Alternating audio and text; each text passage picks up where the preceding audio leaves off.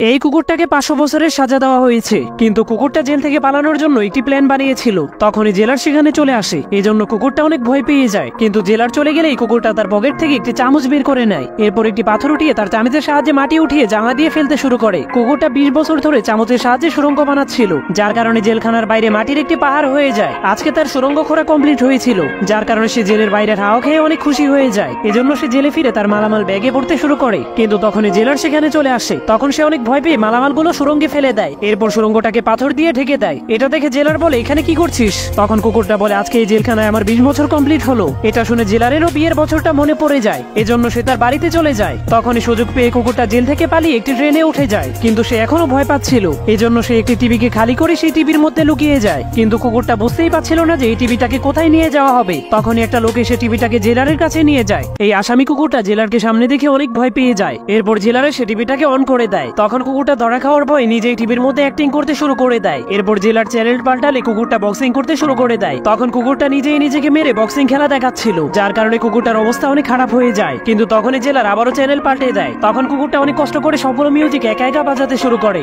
এরপর জেলারও তার মিউজিক শুনে নাচতে শুরু করে দেয়। তখন কুকুরটা শুনতে পায় জেলার টিভিটাকে তার বাড়িতে নিয়ে যাবে, যার কারণে কুকুরটা জীবন বাঁচানোর জন্য টিভির নিচ দিয়ে সুড়ঙ্গ বানিয়ে পালাতে শুরু করে দেয়। এরপর জেলার টিভিটাকে গাড়িতে করে তার বাড়িতে নিয়ে যায়। তখন তার স্ত্রী টিভিটাকে দেখে অনেক খুশি হয়ে যায়। অপরদিকে কুকুরটা সুড়ঙ্গ বানিয়ে দেশ ছেড়ে পালানোর চেষ্টা করছিল, কিন্তু কুকুরটা ভুলবশত জেলারের ঘরে এসে আবারও টিভির মধ্যে ঢুকে যায়। এবার কুকুরটা আবারও তার সামনে জেলারকে দেখে ভয় পেয়ে পাগল হয়ে যায়।